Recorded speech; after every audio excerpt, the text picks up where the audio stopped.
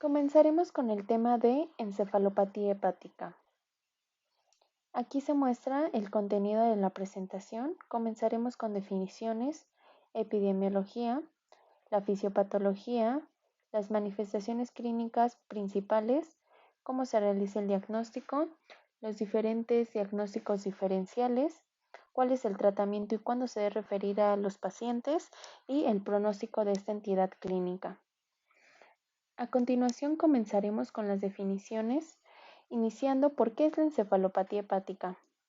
Se considera un síndrome de anormalidades neuropsiquiátricas potencialmente reversibles en pacientes con disfunción hepática, ya sea aguda o crónica, después de haber excluido otras anormalidades metabólicas o neurológicas. Además, es importante comentar que se considera una severa complicación clínica de la enfermedad hepática. Posteriormente, respecto a la encefalopatía mínima, antes conocida como encefalopatía hepática subclínica, se refiere a aquellos pacientes con cambios tan sutiles que pueden llegar a ser imperceptibles en la exploración física y solo se van a detectar con pruebas psicométricas especiales. Estas pruebas psicométricas se mencionarán en el diagnóstico. Ahora, respecto a la epidemiología, brevemente comentar que en general las enfermedades del hígado son la sexta causa de muerte, teniendo 41.520 defunciones. Respecto al grupo de edad de 45 a 54 años, que es en aquella donde se encontró una mayor mortalidad, es la quinta causa de muerte en general.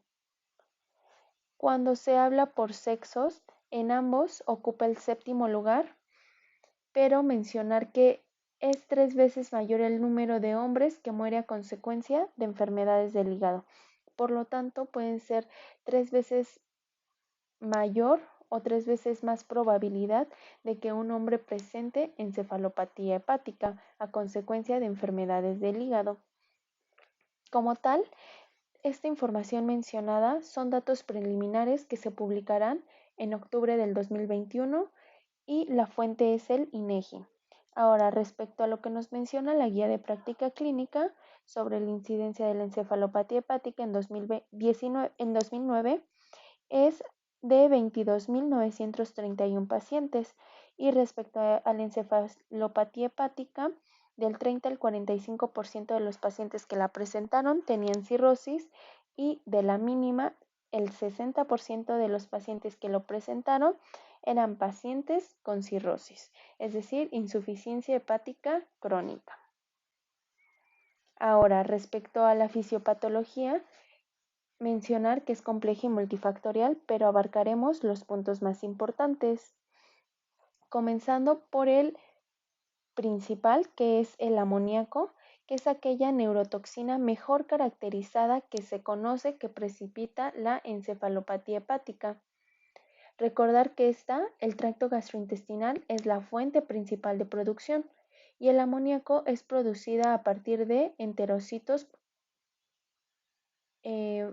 por la glutamina y el catabolismo bacteriano colónico de fuentes nitrogenadas, como proteínas ingeridas y ureas excretada. Además, mencionar que el hígado sano elimina casi todo el amoníaco de la avena porta, convirtiéndolo en glutamina e impide que este amoníaco entre a la circulación sistémica. Mencionar que este amoníaco tiene una función crucial para el desarrollo de la encefalopatía hepática, pero como vemos puntos abajo, no es el único mecanismo que nos llevará a desarrollar encefalopatía hepática. Además del hígado, recordar que, un dato clínico característico es que estos pacientes presenten atrofia muscular en el caso de una insuficiencia hepática crónica. Entonces, recordar que el músculo es un sitio importante para la eliminación de amoníaco extrahepático. Entonces, ayudaría todavía más a la eliminación de esta neurotoxina, pero como hay una disminución en la masa muscular, se verá afectado. Por lo tanto, también es importante mencionar que los niveles de amonio no siempre se van a relacionar con la gravedad de la encefalopatía hepática, pero recordar que es mm, la principal característica o la principal causa estudiada para que precipite a la encefalopatía hepática. Además de esto, existen alteraciones de la permeabilidad de la barrera hematoencefálica, esto a consecuencia del proceso inflamatorio que se está presentando.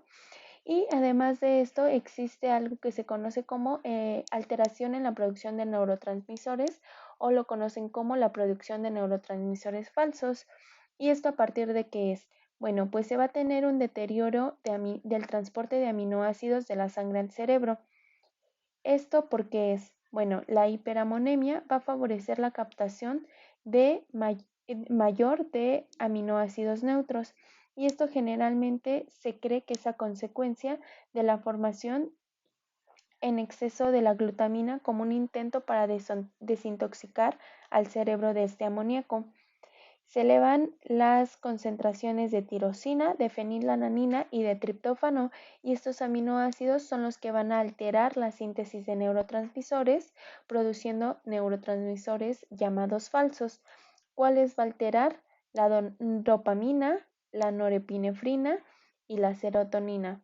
Además de esto, hay estrés oxidativo. ¿Y esto por qué? Porque aumenta la formación de radicales libres a nivel cerebral y además de esto existe un daño astrocitario. ¿Esto por qué?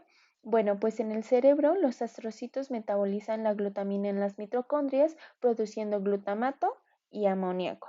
Este amoníaco va a interferir con la función mitocondrial de este. Entonces va a causar como tal una disfunción del astrocito. Además de esto, se sabe que existe edema cerebral que se cree que puede ser a consecuencia o explicado a partir del aumento de la osmolaridad intracelular por el metabolismo del amoníaco en los astrocitos que, como lo mencioné anteriormente, lo hacen para formar glutamina. Y entonces todos estos factores, además de otros, son los que nos van a favorecer la formación, el desarrollo y la manifestación de la encefalopatía hepática. Ahora, respecto a los factores precipitantes, se sabe que el principal es la infección y esto porque diferentes factores nos van a favorecer el aumento de la producción, absorción o entrada de amoníaco en el cerebro. El principal que menciona la guía de práctica clínica es la infección. ¿Y esto por qué? Porque particularmente las citocinas proinflamatorias se cree que tienen un papel fundamental en el deterioro de algunas funciones cerebrales, pero pues recordar que este no es el único.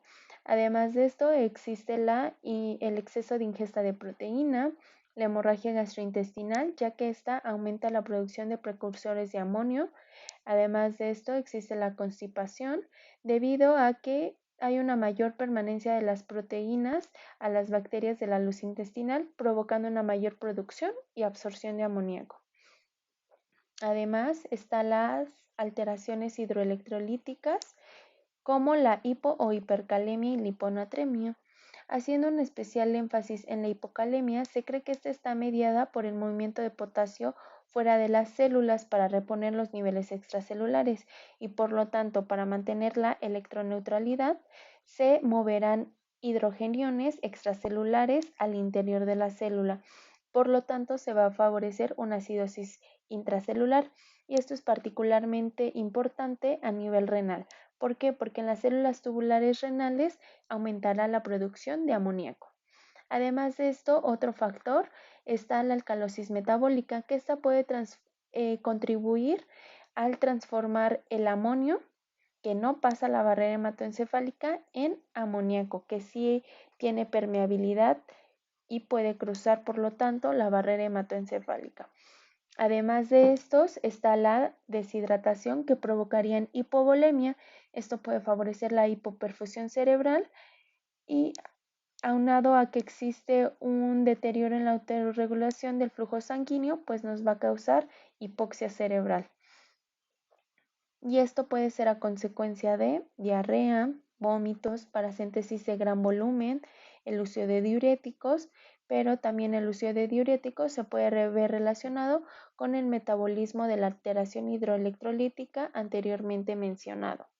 Además de estos, existen fármacos que la pueden precipitar, que actúan a nivel del sistema nervioso central, como las benzodiazepinas, hipnóticos no benzodiazepínicos, narcóticos, opioides, alcohol. Otros factores son derivaciones portosistémicas, ya sean quirúrgicas o espontáneas. En el caso de las quirúrgicas, hasta 30% de los pacientes pueden llegar a desarrollarla, entonces se debe de tener un especial seguimiento en quienes por indicación médica para tratar otras patologías se haga. Además de esto, la oclusión vascular, ya sea trombosis de la vena hepática o porta, y pues en sí la insuficiencia hepática, que puede ser un carcinoma hepatocelular primario o una insuficiencia hepática aguda o crónica, ya que pues esto interfiere con el metabolismo del amoníaco, es decir, para eliminarlo. Ahora, respecto a las manifestaciones clínicas, podemos iniciar mencionando que lo principal es que se va a dividir en dos, en los datos neurológicos y en los datos de hepatopatía. Los datos de hepatopatía se van a presentar en pacientes con insuficiencia hepática crónica y no es lo mismo, no se van a presentar en aquellos con insuficiencia hepática aguda, ya que estos no los desarrollarán con el paso del tiempo como los otros pacientes, que pues en el caso de la aguda anteriormente se conocían como pacientes sanos. Y respecto al inicio de esta entidad, es un inicio insidioso. Ahora, hablando de los datos neurológicos, comenzar que no son exclusivos para la encefalopatía hepática, pero la alteración del ciclo sueño-vigilia es un dato característico temprano, común y que generalmente precede a la aparición del resto de los síntomas neurológicos. Y por el lado de la insuficiencia hepática se va a presentar en ellos que sea de forma crónica, ya que en el caso de la aguda generalmente de forma anterior eran pacientes sanos.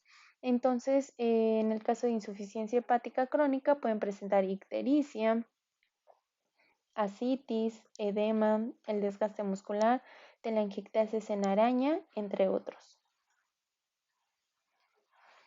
Ahora, respecto a la evolución de la encefalopatía hepática, aquí podemos ver cómo llega cierto punto en el cual los síntomas psiquiátricos y neurológicos se van a interponer, se van a sobreponer.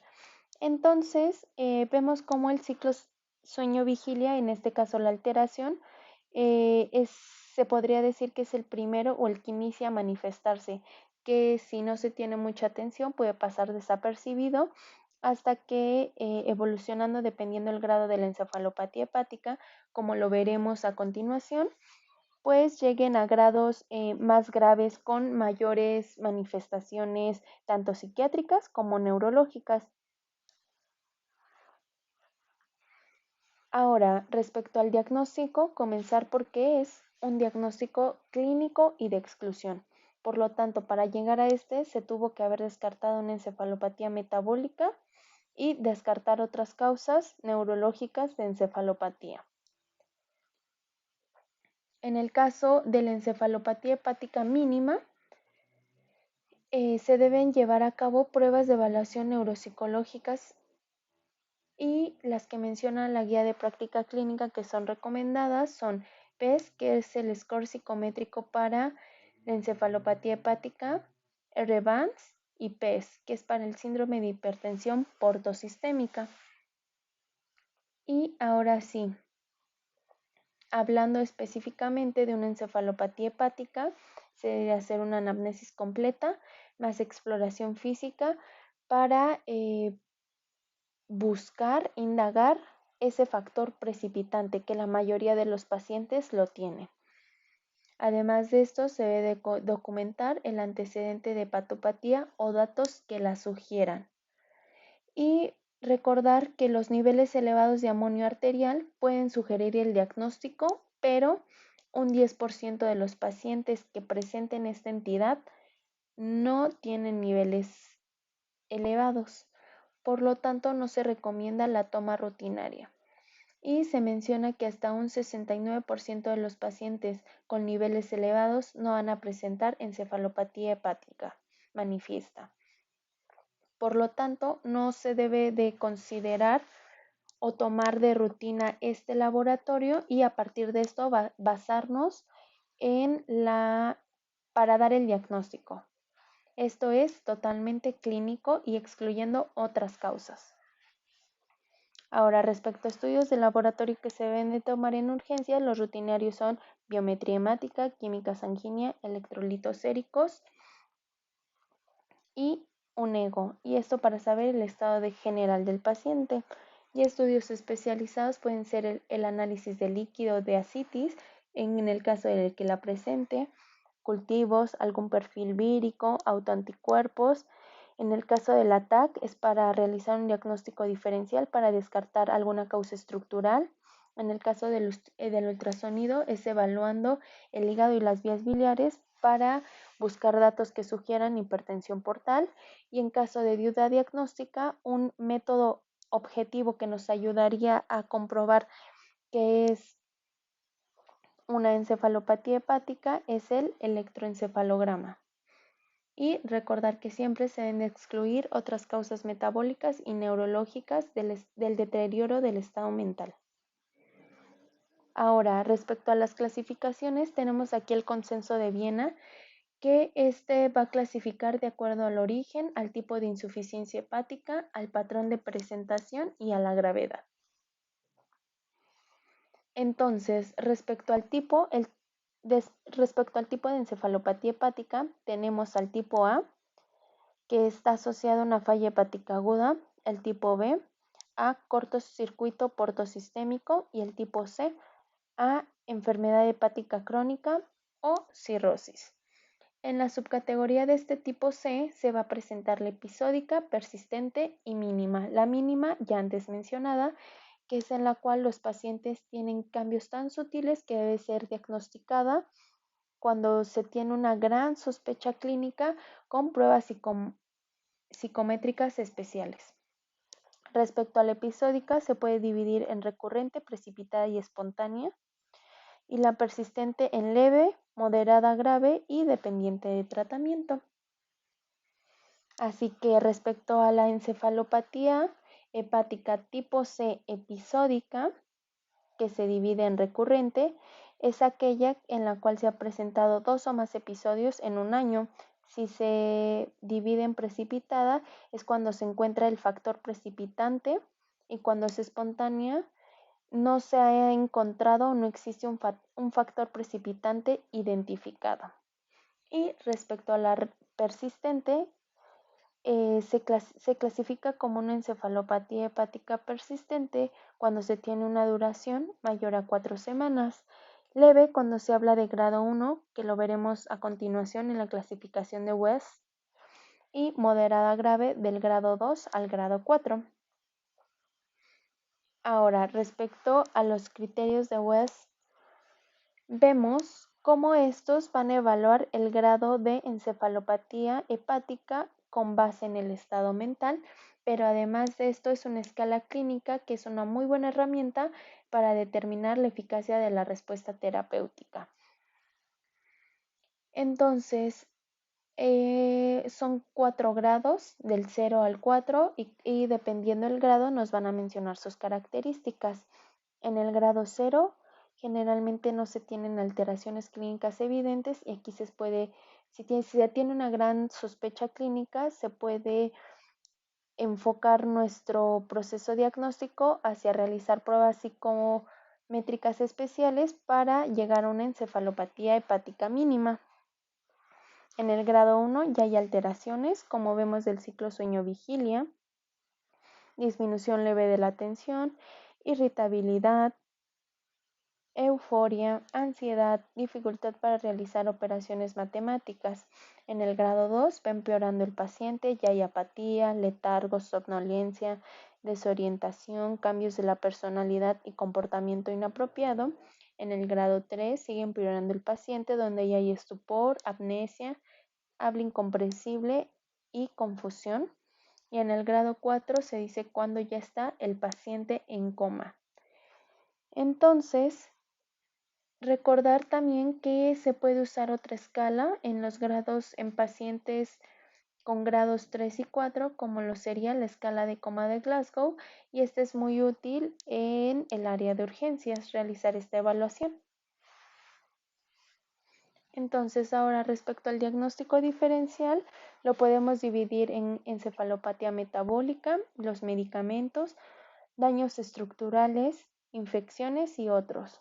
Respecto a lo metabólico, se menciona hipoglucemia, cetoacidosis, estado hiperosmótico hiperosmolar, hiperglucémico hiperosmolar, hipoxia, hipercapnia, trastornos hidroelectrolíticos, medicamentos que actúan a nivel del sistema nervioso central, daños estructurales como lo sería un EBC, una neoplasia, algún hematoma.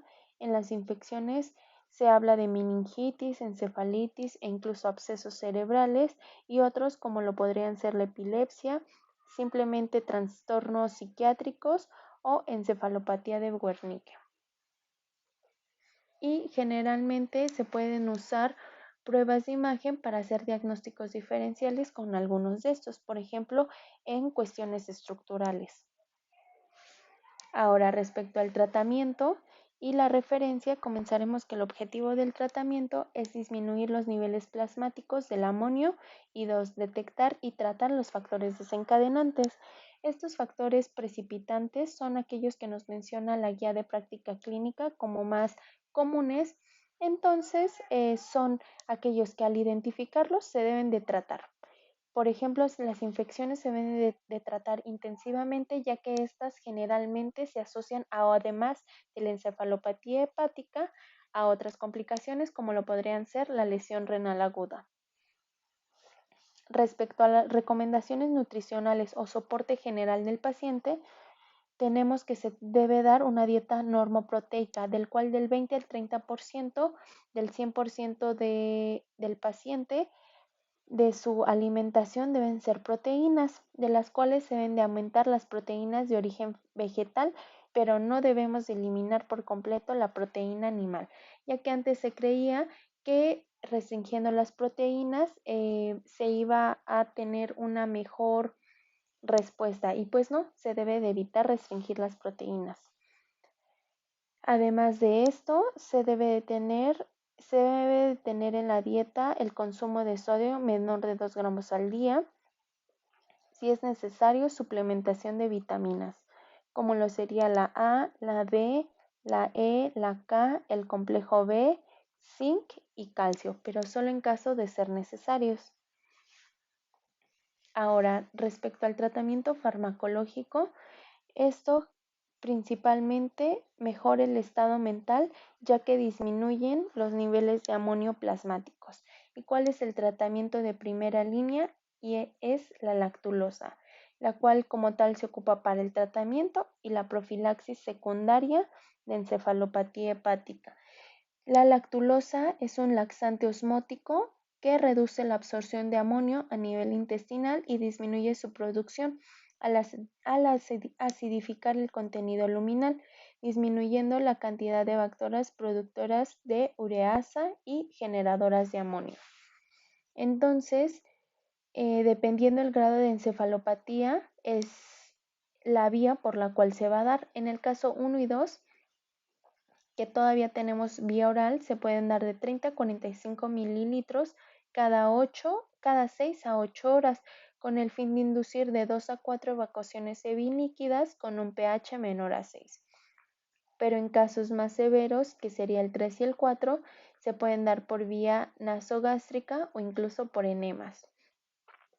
En el caso de la vía nasogástrica, se pueden dar igual de 30 a 45 mililitros cada 6 a 8 horas o lactulosa, en el caso de enemas, lactulosa 200 gramos o 300 mililitros en 700 mililitros en enema de agua.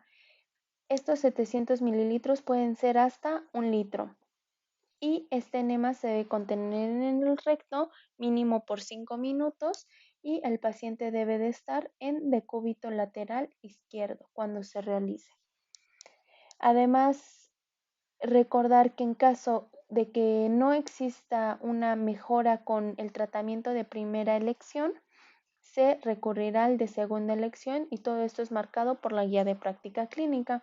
El de segunda elección son antibióticos no absorbibles que van a disminuir el número de bacterias productoras de amonio en intestino cuando no se respondió al tratamiento anterior, que sería la lactulosa. Y en este caso está la neomicina, que pueden ser de 500 miligramos hasta 2 gramos cada 6 horas, pero máximo 6 gramos al día, esa es la dosis máxima, o metronidazol, 250 a 500 miligramos cada 6 a 12 horas. Incluso se menciona que se puede dar vancomicina 2 gramos vía oral. Y se recomienda la rifaximina para uso en periodos prolongados mayor a 6 meses, y esto es para mantener la remisión de la encefalopatía hepática, y a diferencia de los tratamientos mencionados, esto se prefiere para tratamientos más prolongados porque tiene un mejor perfil de seguridad, y se indican 400 miligramos cada 8 horas vía oral. Además de esto, se conocen otros tratamientos que pueden ser benéficos en caso de que no responde el paciente a los anteriores, pero estos ya es cuando pues han fallado las estrategias terapéuticas anteriores y se buscan otras alternativas, como lo podrían ser los probióticos, que generalmente se pueden usar para mejorar la encefalopatía hepática mínima y la manifiesta, y también se pueden usar para la prevención de recurrencias. Además de esto, los más eficaces son aquellos que contengan lactobacilli y bifidobacteria. ¿Estos qué van a hacer? Van a alterar la flora bacteriana intestinal, resultando en la disminución de amonio y por lo tanto de su absorción, por un descenso en el pH luminal. Otro tratamiento es aquel conocido como LOLA, o por su nombre largo que sería L-ornitina L-aspartato, el cual disminuye los niveles de amonio al promover sustratos para el ciclo de la urea y síntesis de glutamina, pero este solo es eficaz en encefalopatía hepática grado 1 y 2. 3 y 4 no ha demostrado su beneficio. Y en caso de que se conozca el factor precipitante y sea benzodiazepinas, se puede dar flumacenil. Si hay una deficiencia nutricional importante de zinc, suplementarlo, o si el desencadenante fue algún opioide, dar naloxona. Recordar de que cuando existe una falla terapéutica siempre se debe de volver a indagar para descartar que existan otros, además del identificado, otros factores precipitantes, como lo podría ser una infección o sepsis, alguna patología endocrina, patología del sistema nervioso central, deshidratación, daño renal existente, deficiencias nutricionales profundas. Y respecto a la referencia, esta se debe de hacer inmediato cuando llegue el paciente y se sepa que en el hospital al cual llegó no cuenta con una estructura suficiente para poder resolver la encefalopatía hepática. Ahora, respecto al pronóstico, vemos que en general el hecho de que se presente la encefalopatía hepática indica un mal pronóstico y solo se tiene una supervivencia del 40% de los pacientes a un año. Y recordar que el hecho de que se presente esta encefalopatía o esta entidad clínica es una indicación para el trasplante hepático. Y estas son las referencias bibliográficas.